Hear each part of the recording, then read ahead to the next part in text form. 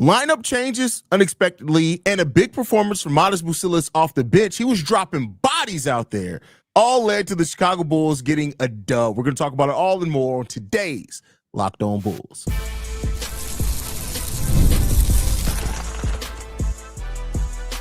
You are Locked On Bulls, your daily Chicago Bulls podcast. Part of the Locked On Podcast Network, your team every day. Thank you for tuning in to Locked On Bulls, member of the Locked On Podcast Network, where it's your team every single day. I'm Hayes, host and creator of Chicago Bulls Central, Chicago Bears Central YouTube pages and podcasts. And that is Pat, the designer, host of and creator of the Windy City Breeze, and host of the Chicago Bears podcast over at ESPN 1000. You okay? Yeah, all right. Listen, it is what it is, bro. I'm tired. I'm not going to lie to you today. This is the first day I haven't been sick in a while. You know, like when you get over being sick, your body's still super tired. Yeah. Like, that's really how it is. Okay. Super Bowl 59 is here, and there's no better way to make every play more exciting than with FanDuel Sportsbook. New customers can bet just $5, and if you win, you'll score $200 in bonus bets. Download the app or head to FanDuel.com to get started. Pat, we have to do Locked On for 10 more years because I have to be on the show when we get to Super Bowl 69.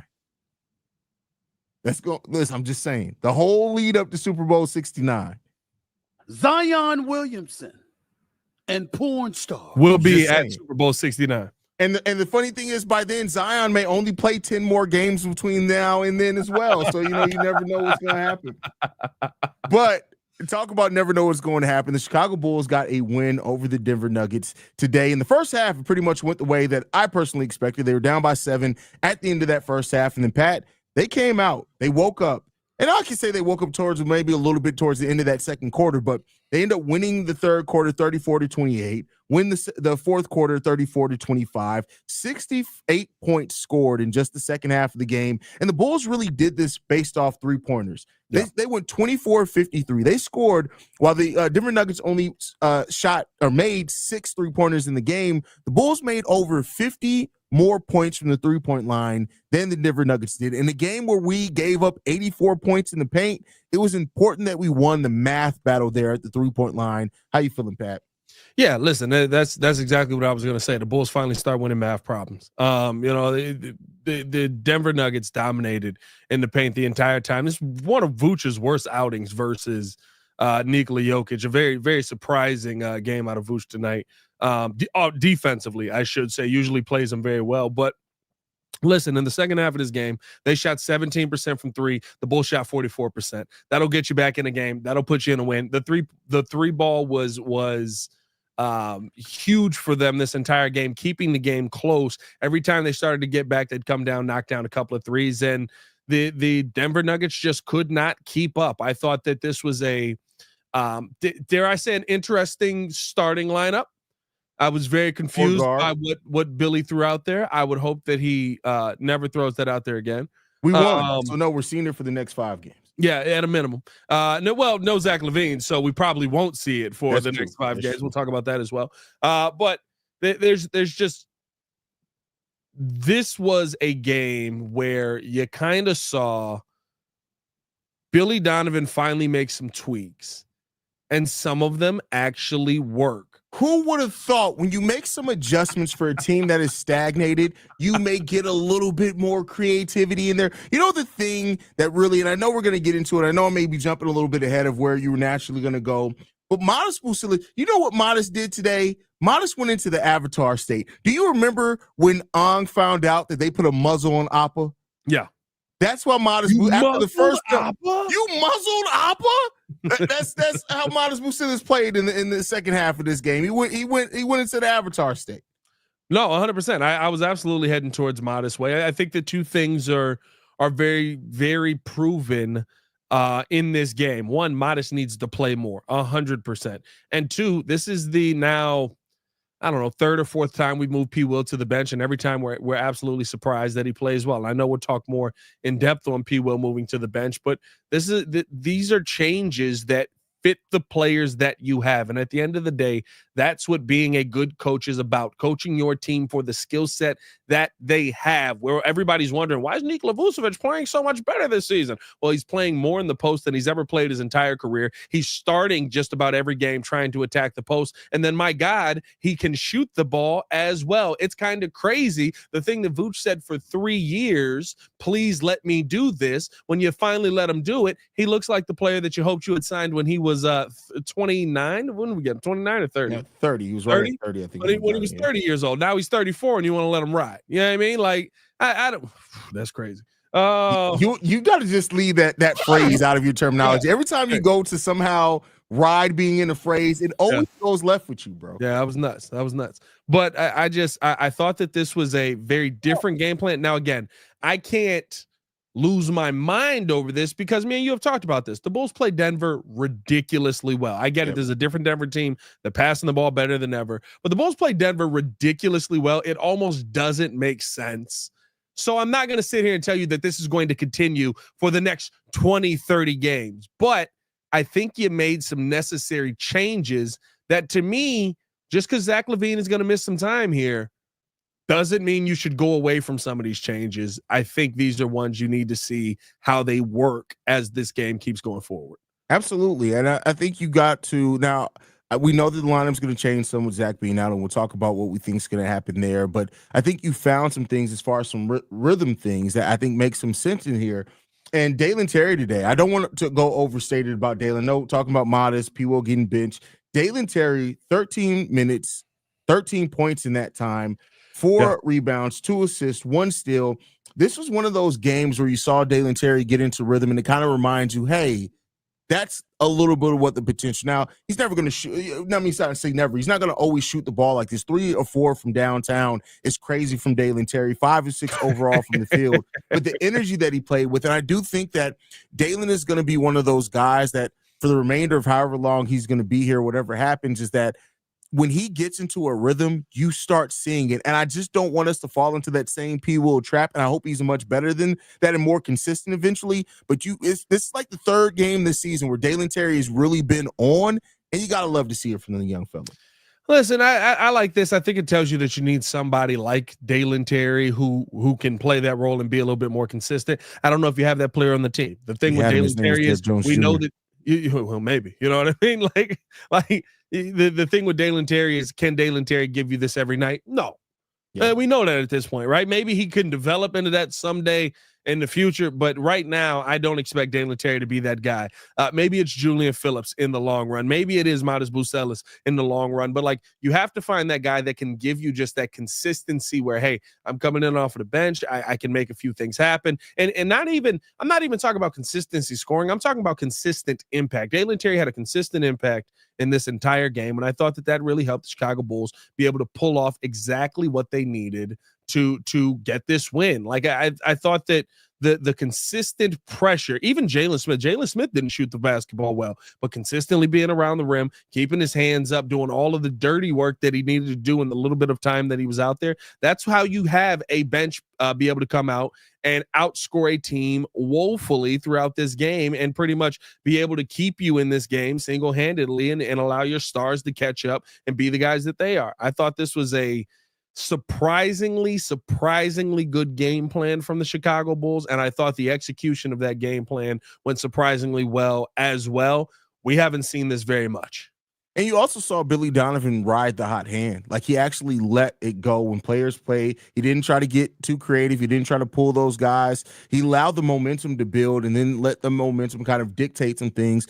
And that's not always what we've seen from Billy Donovan either. So I got to give hats off to Billy Donovan for doing that. I know that seems simple and just what you should expect from a coach. And I'm not saying it's not what we should just expect from good coaching, but since we don't, I do want to acknowledge that we got that today. And that's a big part in how and why we were able to get our win. And overall, another thing that we don't say a lot about this Bulls team, they played with the better energy the entirety of the second half. Entirety of the second half. And every time it looked like the Nuggets were going to start going on a run with, they got the lead down to I think as low as 4 at one point. And I was like, all right, here's going to go. The Bulls may lose this game.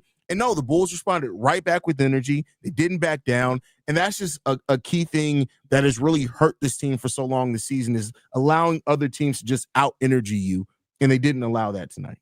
No, 100%. This was a one of the best games we've seen out of the Bulls this entire season. I hope that it's something that can carry over. I mean, the expectation is not that it will. It just isn't. It's for me looking at this team. I mean, I believe they are who they are at this point. There's not much more that I think you're going to get out of them. This to me was a fun game. It was a good game.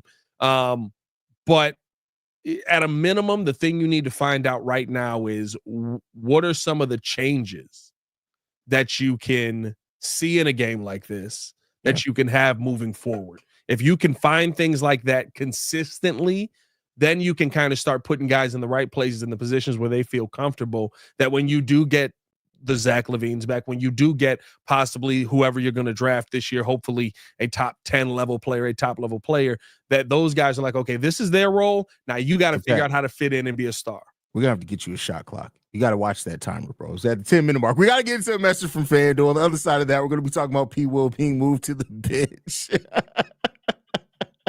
We're going to get back, into that dog. right Ain't worry about that clock. Boy said, forget that shot clock, man. We got to get up these shots. Super Bowl 59 is here. One game, two teams, endless possibilities, and there's no better way to make every play more exciting than with FanDuel Sportsbook. Whether it's predicting the first touchdown, calling the MVP, or even betting on the coin toss, FanDuel makes it even easier to get in on the action. With live betting all game long, you can adjust your bets as the game unfolds and feel the thrill from kickoff to the final whistle. The live betting feature lets you stay involved no matter what happens on the field, and the app is super easy to navigate. Plus, knowing that you can place a $5 bet and potentially win $200 in bonus bets for the Super Bowl, that's icing on the cake. Download the app and head to FanDuel.com to get started. Bet just $5, and if you win, you'll score $200 in bonus bets. That's FanDuel.com. Bet with FanDuel, the official sportsbook partner of Super Bowl 59. More Locked On Bulls coming up next. F a clock, I go a cappella. F a Papa Doc. My bad. My All right, now we're going to get one of them text messages. Oh, I said F. Too many black references. What are we talking about? Nick, it was you rapping. Oh, you're right. But with that said, man, P. Will got moved to the bench today. This was initially, it makes sense. P. Will's been struggling all year long. This is it's pretty late in the season for it to happen. Usually, P. Will getting benched happens about 35 games-ish into the season. We don't know how long it's going to be, especially with Zach LaVine going to be out some here. But P. Will performed pretty well off the bench, played a little bit more effectively. Same 28 minutes he always plays, 11 points, 8 rebounds, 3 assists, 1 steal in this game. He had a plus-minus of plus 16 as well.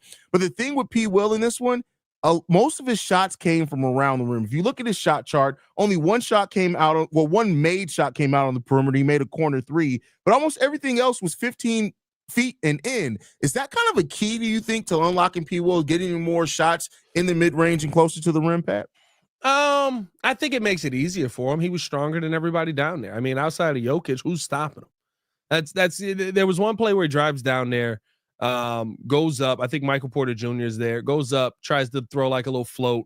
MPJ arms up, misses the shot, tips the rebound out to Io. And now he's got Jamal Murray on him. They throw it right back in. He irritated me a little bit because he went to like a post fade move instead of just going up, but down low, turn around, post fade, bucket.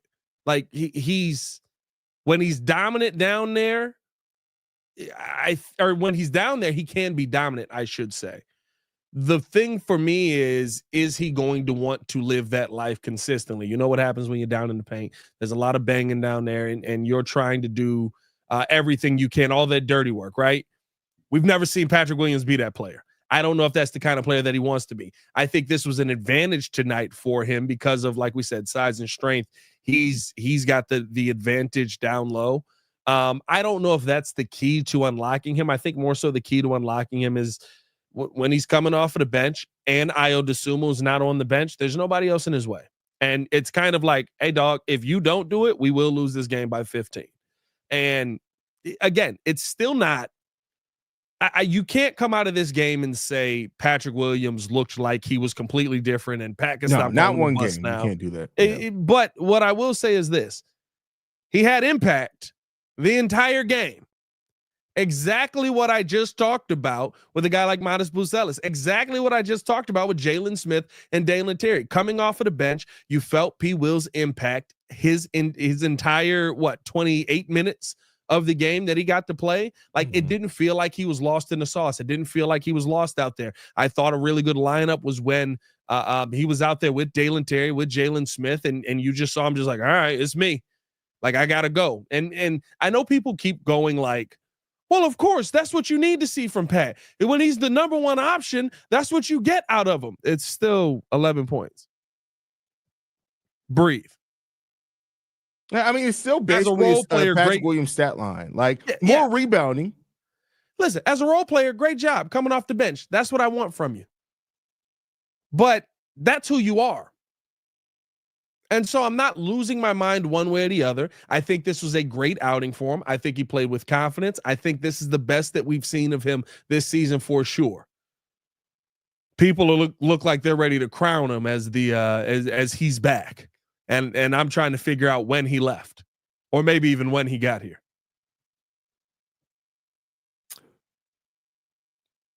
The pat on Pat violence is crazy, bro. I said he had a great game. This is the best game of the season. Yeah, but that's like saying, yeah, you did really good. You did really you usually get a D-, but today you got a C, minus, and I appreciate you. You're still stupid. Yeah. Listen, Hayes, if I'm hitting 200 for the season and I have a day where I get three hits, you're not gonna look at me and say he's the next Babe Ruth. No, I'm not expecting you to crown him either. Like, I mean, it's a solid game. It's a P. Will game, right? I look at this like, yeah, he was more active and he was engaged in the entirety of the game. He got more rebounds, which is something that people have been asking for him and calling for him to do a lot more. And I also think that, like, he was out there with players that were kind of, like you said, they did defer to him a little bit more because he is the guy that needed to take the shots in some of that time. I love how even a little bit we got to see from him and Matas, him and Dalen. I like the balance of it there. And we'll see how, like, and the unfortunate part is we may only see it for this game until Zach LaVine comes back, whenever that is. But this is something for Patrick Williams to take and hopefully build some confidence in. But admittedly, this is like, in his 250 games played, this is probably like the 200th time we've said that. Listen, here's my thing right now with Patrick Williams. I like him coming off of the bench. I think that this is a great role for him. I would say that this is one that you have to continue to explore down that road. Zach LaVine being hurt shouldn't change that. Mm-hmm. We just talked about a young man who looked like he showed he had that dog in him, and I'm sorry, I said Zach LaVine being hurt. Zach LaVine it's not an injury issue. Zach LaVine being out shouldn't change that. And we saw a young man may be hurting, but who looked like he had that who looked like he had that dog in him, and who every time you give him an opportunity, he has amazing efficiency. He has really good defensive intensity. He has he has hustle. He has everything that you say we want Patrick Williams to do, and yet you won't play that kid. We had a very logical game today, Billy Donovan. Let's keep that up. 20 like minutes, to see logical games the rest of the week. And I don't want to belabor the point. Like, we've talked about it enough when it comes to Matas. Matas is somebody who literally is showing you, as you give him more responsibility, play him more minutes, he gets better. Is he going to make some rookie mistakes? Yes, he's a rookie. You've lost the opportunity for him to go through that rookie curve early. He's going to go through it. He's going to make some rookie mistakes. But Matas Buzelis is a guy that continues to shine in different ways. When he dropped Aaron Gordon today to then go for that dunk, listen. That right there was more aggressiveness in one play than we see from P. Will in 20 games. And he made the dunk. And he made the dunk. Yes, and he made the dunk. I don't remember P. Will the last time P. Will made a dunk. Didn't he dunk in a couple? I think he dunked it a couple games ago. He caught like a one-arm tomahawk joint. I remember the oop. I don't remember the one-arm tomahawk, but I remember Lonzo stole the ball, threw him a oop. As he was still sitting out of bounds on the way down the court. The pat on pat, that's going to be the title of this episode. The pat on pat crime is crazy. Honesty. Good game. Well, with that said, Pat, man, let's get into the last topic. No ad read on this one. Zach LaVine is going to miss a little bit of time. Birth of a child, something that you can relate to in regards to missing some time there. Came right on back though. It's back. How do you feel like the Bulls? This could be a momentum building win for the Bulls. Do you think that missing Zach LaVine now, who is our leading scorer, that's going to kind of hurt any moment? And it doesn't really matter. Like at this point, the goal isn't going on some long winning streak. But how do you think the Bulls combat this missing Zach LaVine for this little bit of time? Yeah, you finna get ran by the Celtics. But every time we assume that the Bulls win, and it's usually against the Celtics too. Don't ever. It's usually against the Celtics. We do compete really well against the Celtics.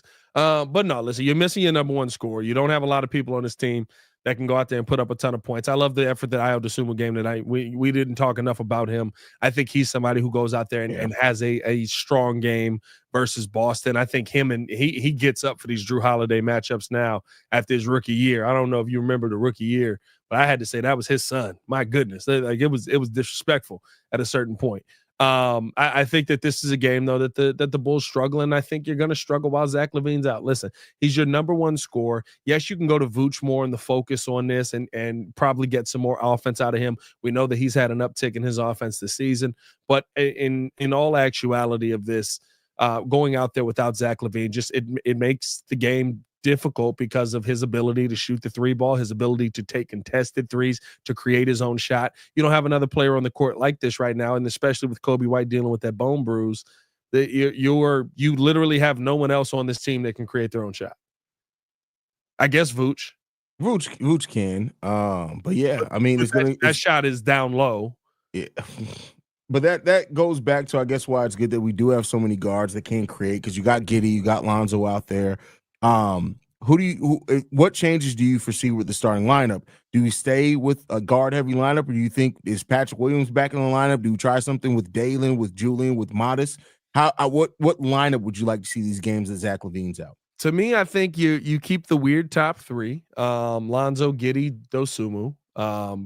Just because Ayo has the size. I think people forget Ayo's not small. Like Ayo's not small at all. He's a big guard. So I think you go with Lonzo, Ayo, and Giddey in your starting lineup. I would put Matas in there. I think there's no reason not to at this point. First off, he's going to get baptized anyway. Might as well let him get baptized by the Celtics.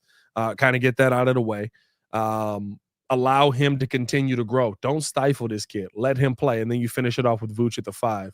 Like, though, is that a smaller lineup? Sure. Is that too small of a lineup to go up against the Boston Celtics? Sure. Your other options are Jalen Smith, Dalen Terry, and Julian Phillips. And Jalen Smith has to be a backup center essentially. Don't overlook THT somehow sneaking in there.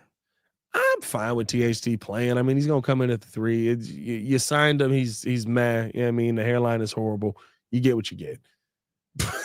Would you rather wake up with the LeBron hairline or the THT hairline if you had to pick between the two?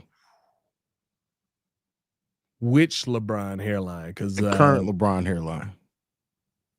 Oh yeah, the current one in there. Yeah, I mean that surgery did with the Batman still in the middle. No, the Batman's still there. This part is nuts. But I mean, like, at least the line is here. THT line is here, and he got the bald spot here. Like, he got a receding bald spot. Like, I don't get how that's working at all. I don't know why he just doesn't shave it off. He's 90% of the way bald anyway. I don't understand what's the hesitation. 24. Bro, that's if you looked at me and THT, who would you think is closer to 40?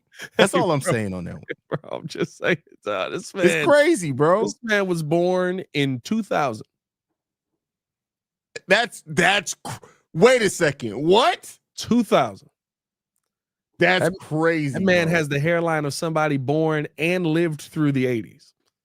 That's why when people be trying to be on that ageism stuff, I'm like, a lot of y'all what is it now? Gen Z's? Is that what we're on? No, it's a new gen now. It's a whole new thing now. What is it now? 25 is a whole new one. They just started making I don't know. It's like push puppies or something like that. I don't know. Push puppies. You get what you get. Okay. But nonetheless, some of y'all is hurting out here, bro. Y'all need to get y'all life together. Generation Beta. Generation beta. That makes sense because there's a lot of beta males in this. Here we go. Beta in this generation. Everybody got a beta podcast. I ain't on it. No, that's Red Pill podcast. Not beta podcast. Listen. Nobody's killing animals with their teeth. We're all betas. Jokic's brothers just killed a bear with their teeth yesterday. But that's different. They're alphas. That's I was talking to Matt Moore the other day, and Matt Moore was like, yeah, it's kind of weird sometimes sitting in this media room and Jokic's brothers are sitting right behind you. I'm like, yeah, you can't say the wrong. Could you imagine if somebody tapped you on your show like, hey, what you write about our brother the other day? Hey, bro, beat me up. So you I say that to all months. I be like, you got a problem with what I say on the radio? You got a problem with what I say on the podcast? Beat me up. I'm broke. I sue. I ain't a gangster. I get legal teams involved. That is hilarious. Hey, look, the streets a long time ago, and I wasn't in them very long. See, I still never mind. I can't tell. We're on Locked On. The last thing I need is another note from Nick. Any last thoughts, Pat, before we get up out of here, bro? Nope. Let's get up out of here. Got nothing. We're gonna add to this team, dog. We got the same conversation. We got a dub. It's fun. Dub. It was a fun game. Yeah, you know what? We do got a dub. I guess that means I got to. I can't. Oh, I guess I got to do it.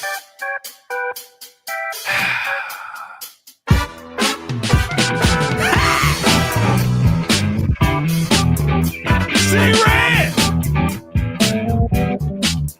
Pat Will!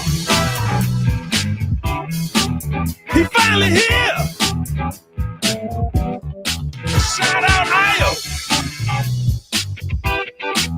He was blowing past.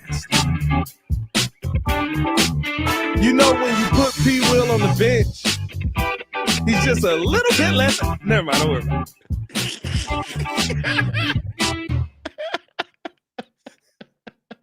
Y'all make sure y'all follow us at Locked On Bulls. You can follow Pat at Pat the Designer. You can follow me at CEO Hayes. We are free and available on every podcasting app and platform of your choice, as well as YouTube. For Pat, this has been Locked On Bulls. We out, y'all. Peace. Peace. Shout out to E. Holiday. Pastor the Designer is the best one I've made.